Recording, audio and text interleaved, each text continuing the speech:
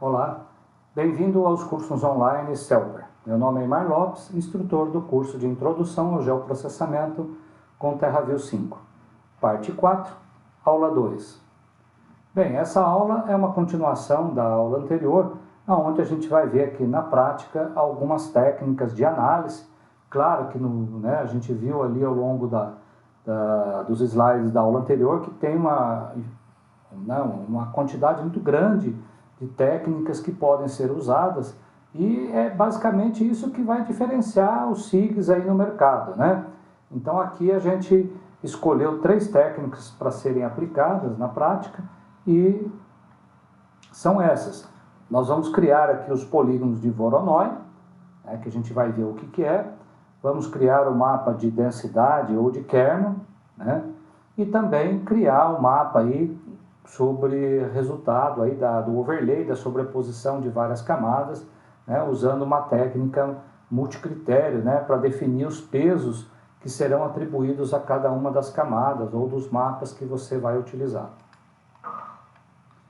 Bom, a primeira aqui, que é os polígonos de Thiessen ou de diagramas de Voronoi, né, ela é considerada ali, né, que a partir de cada ponto, né, existente no mapa, como uma fonte geradora, né, do que tem em volta dela. Então, na verdade, é definir a área de abrangência em torno de cada um desses pontos. E aqui uma simulação, né, com um crescimento radial homogêneo em volta de cada ponto. Ao encontrar cada uma dessas bolas aqui, ele define exatamente a distância média aí, né, a mediatriz entre cada 2 pontos que você tem no seu mapa. É exatamente isso, né, dessa maneira que você obtém aí os polígonos de Voronoi.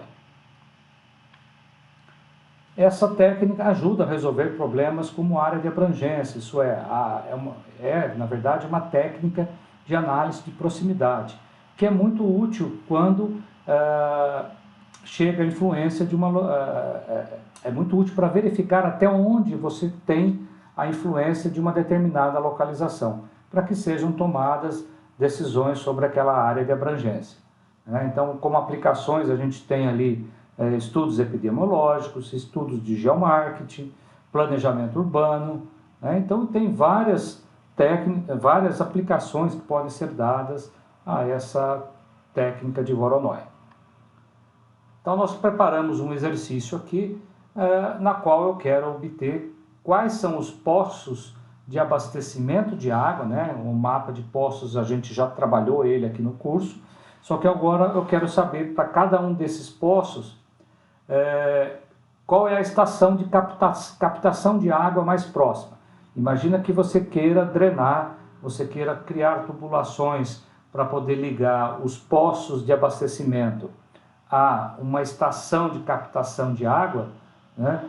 Você teria que saber quais são as áreas de abrangência de cada uma dessas estações de captação. Para fazer esse polígono de Voronoi, infelizmente a ferramenta, né, através de uma interface gráfica no TerraView, ela não está disponível. Mas como nós estamos fazendo uso do banco PostGIS, que é um drive espacial sobre o Postgres, né, lá nós temos milhares de funções geográficas, e uma delas é exatamente essa, a de polígonos de Voronoi. Só que essa função, isoladamente, né, ela não faz tudo o que a gente precisa. É porque muitas vezes, através de uma interface gráfica, quem programa ela já coloca ali vários outros recursos para obter um mapa bonitinho, com a identificação dos polígonos, de maneira que inclusive herda os atributos dos pontos que foram usados para criar os polígonos de Voronoi. Então aqui, como não tem essa ferramenta no TerraView, mas nós vimos que tem como digitar, né, comandos em SQL dentro do próprio software, nós vamos utilizar então essa função e também mais outras aqui como complementares para obter o mapa. O stCollect, que é para exatamente agrupar todos os pontos num tipo só, do tipo multipoint, é isso porque a função Voronoi requer que todos os pontos estejam agrupados numa única geometria do tipo multipoint, e depois de criados os polígonos, nós temos que separar esses polígonos para criar um registro para cada um na tabela de saída. Aí nós vamos usar a função stdump, que é exatamente para desagregar os multipólogos que vão estar no Geometry Collection em geometrias isoladas, né? Criando um polígono para cada poço, estação de captação de água, né? Bom, o resultado é esse daqui. Então eu tenho os pontos que estão aqui nessa cor roxa, né? E os polígonos foram criados. Só que observa que ao criar os polígonos, eu criei aqui na tabela de saída somente um campo como chave primária, serial e sequencial ali dos números de cada polígono.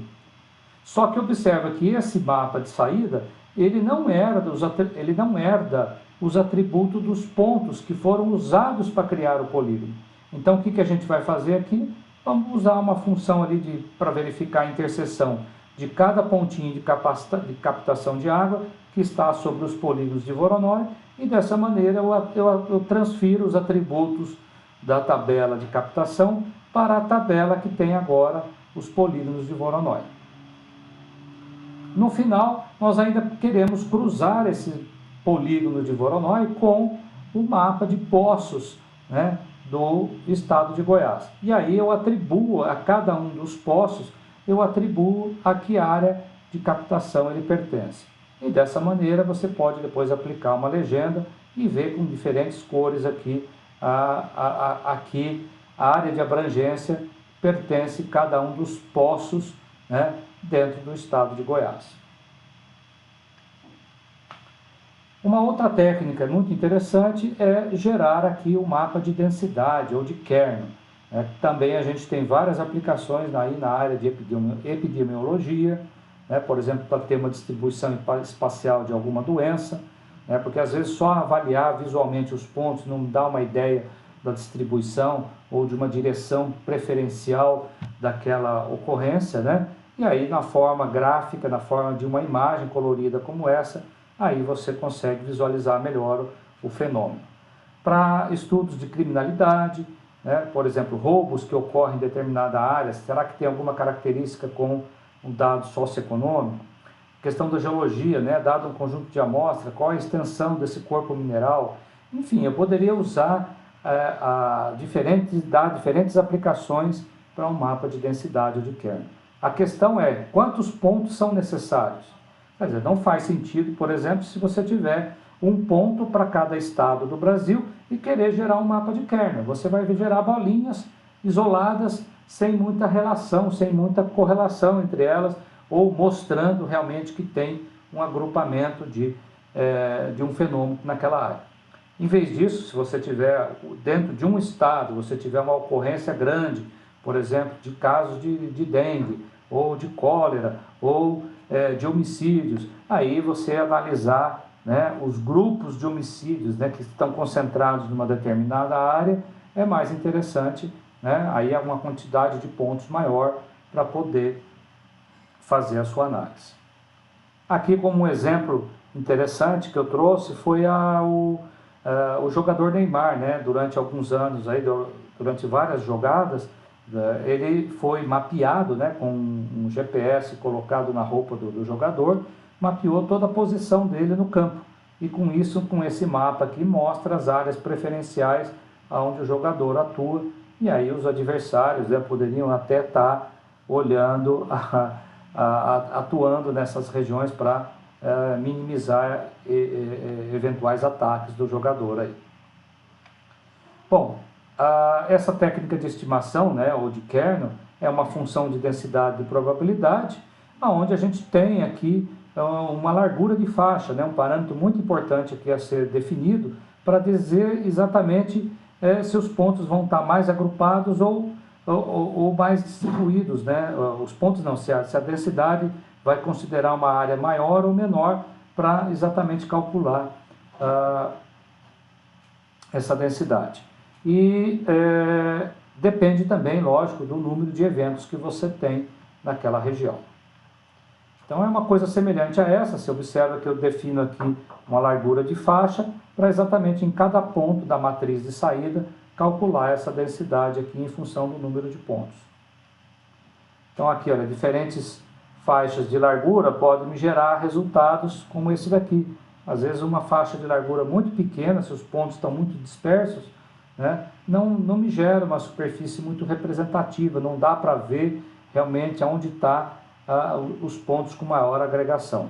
Já aumentando um pouco a faixa aqui a largura de faixa, você tem agora essas regiões maiores, mostrando que realmente, né, estão concentradas, tem duas regiões preferenciais aqui, onde ocorre esse evento aqui dessa área. Bom, como exercício, a gente tem aqui agora como objetivo determinar se existe alguma correlação entre os poços tubulares de maior vazão com a população de cada município de Goiás. Bom, os poços isoladamente, né, se a gente for considerar eles somente pela sua localização geográfica, é uma maneira de avaliar ou de criar um mapa de kernel. Só que em vez disso, eu quero dar uma importância maior para aqueles poços que têm uma maior vazão de água. Então, em função da vazão, se for 10 metros cúbicos, ou menor do que 10, eu vou dar peso 1, de 10 a 25, peso 3, 25 a 60, 5, 60 a 75, peso 7, 75 a 150, peso 8, e maior que 150 metros cúbicos, o peso é 10. Então, é como se eu tivesse 10 pontos, um em cima do outro, para um determinado poço, né, uma localização geográfica, se a vazão dele for maior do que esse valor de 150. E olhando lá a tabela, eu verifiquei que o poço de maior vazão tem poço até com 250 metros cúbicos lá. Tá? Então, qualquer coisa maior que 150, ele vai ser computado 10 vezes. Eu vou dar uma importância maior para os poços, quanto maior a vazão dele. Então, o resultado final, você cria uma figura como essa daqui, né, ao fundo, aqui, essa imagem colorida. O próprio TerraView já aplica uma paleta de cores para mostrar aqui o mapa de densidade. E depois, você pode pegar essa informação da densidade e cruzar com o mapa de poços e atribuir o valor médio da densidade a um atributo do mapa de poço. E aí, depois, marcando aqui duas colunas do mapa de poço, você consegue, do mapa de município, você consegue mostrar aqui no gráfico, né, se existe alguma tendência com alta correlação ou baixa correlação. Inclusive, o TerraView é muito interessante que você, clicando no ponto do gráfico, ele mostra no mapa e mostra na tabela simultaneamente. Tá? Então, qualquer uma dos mapas, qualquer uma dos três locais que você clicar aqui, ele mostra simultaneamente, então, nas três áreas, no mapa, no gráfico e na tabela. Bom, o TerraView só não calcula ali o coeficiente de correlação, tá? O índice de correlação ali, que no caso aqui ele deu 0,36. Isso daí eu fiz exportando os dados para uma planilha aqui no Excel. Não precisa fazer isso, tá? Mas eu preferi abrir o dado aqui exportado em duas colunas do Excel e usei uma funçãozinha para calcular essa correlação. Então, você observa que como ele deu um valor próximo de zero, né, mas ainda positivo, então ele tem uma correlação positiva, mas uma baixa correlação. E realmente você observa que ele vai dar uma linha mais ou menos aqui, nessa posição aqui inclinada, né, dando uma correlação fraca entre as duas variáveis.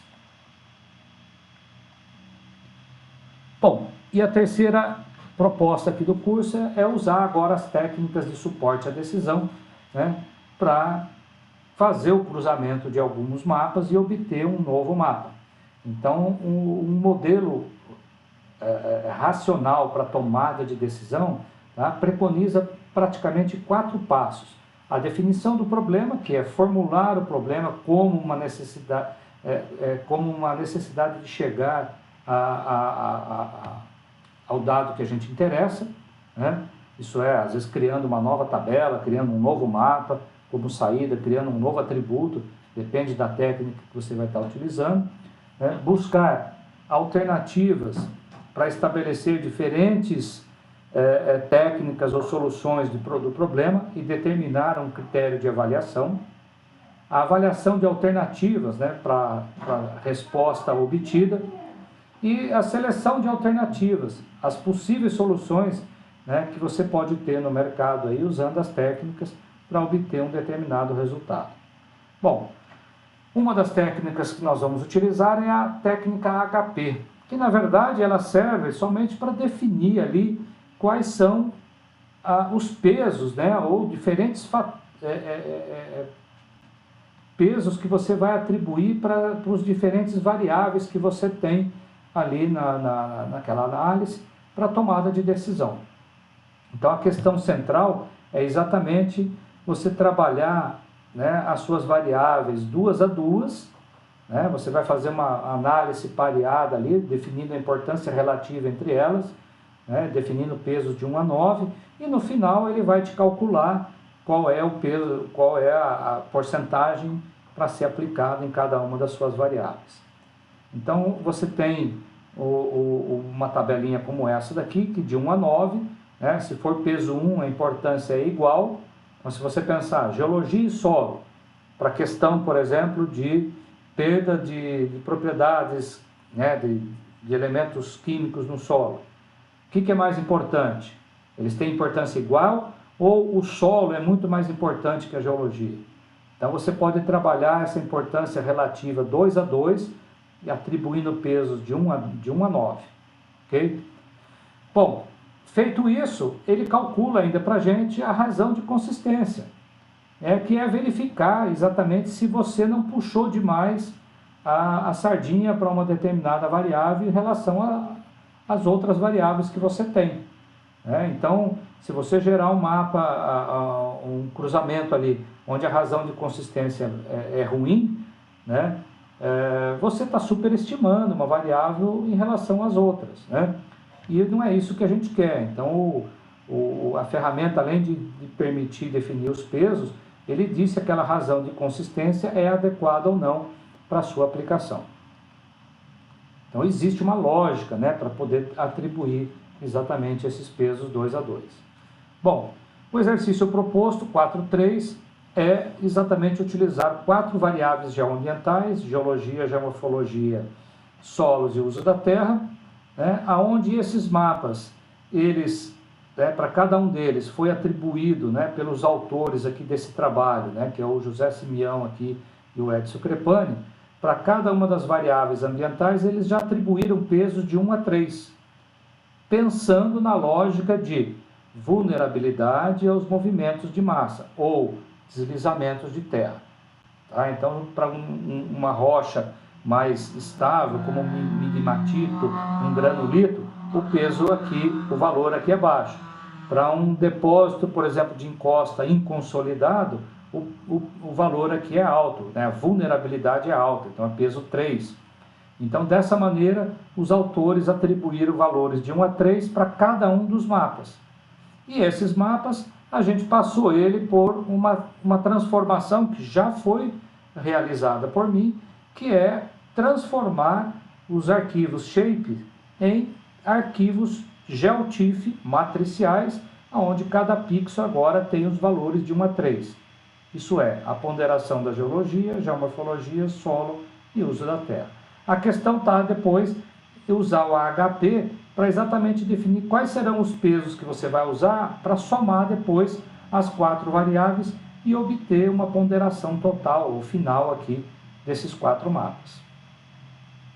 Bom, para executar a técnica AHP, hoje ela ainda não está disponível dentro do TerraView, né? Quem é usuário aí do Spring sabe que essa ferramenta já tem lá no Spring, mas em vez de usar no Spring, eu preferia aqui buscar um site na internet, que eu já conhecia, para exatamente aplicar, né, definir as variáveis e fazer a análise pareada, e ele me dá a razão de consistência e os pesos de cada uma das variáveis.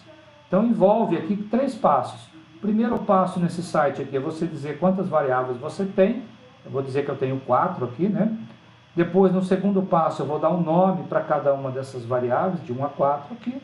E depois, na terceira etapa, o passo aqui, é você fazer a análise pareada. Então você marca aqui nessas duas colunas aqui, quem é mais importante? É geomorfologia em relação à geologia? É. Então eu marco aqui geomorfologia e digo se ela é igual ou até 9 aqui, qual é a importância relativa, né, da geomorfologia em relação à geologia, pensando na questão dos deslizamentos de terra. Então sempre tem que estar em mente que essa análise pareada é pensando exatamente na vulnerabilidade ali da ocorrência de deslizamentos. E aí eu faço isso 2 a 2, percebo que se eu tenho 4 variáveis tomadas 2 a 2, né, eu tenho aqui 6 critérios que eu tenho que analisar 2 a 2. E no final ele me dá a razão de consistência ao clicar aqui no Calculate. Se ele der algum erro, ele vai inclusive acusar aqui na interface com um quadradinho verde, dando assim uma sugestão, tá, para você melhorar o seu coeficiente aqui, a sua razão de consistência, ou melhor. No caso aqui a razão já deu ok, e aí eu posso prosseguir para a etapa seguinte, né? Na mesma interface ele já te mostra qual é as prioridades. Então, observe que o uso da terra ficou com 70%, solo 15%, geomorfologia 9% e geologia 4%. Aí é só usar a interface de operação aritmética, carregar aqui os 4 mapas, multiplicar pelos pesos que estão aqui embaixo e somar. Com isso você tem então um mapa final em GeoTIFF, né, com a vulnerabilidade total aí da área. Tá? Só não esqueçam aqui de que como os pesos aqui já estão ranqueados até 100%, e depois eu somo as 4 variáveis, não precisa normalizar, ok? Então é simplesmente somar de forma, ou em outras palavras, calcular a média ponderada aqui, somando, né, com pesos diferentes para cada uma das variáveis. O resultado final, você pode depois aplicar uma legenda com pesos de 1 a 3 e ter esse mapa colorido como está aqui, para ser depois utilizado em outras técnicas qualquer aí dentro do seu sistema de geoprocessamento. Ok? Muito obrigado então por assistir a nossa videoaula. Até uma próxima.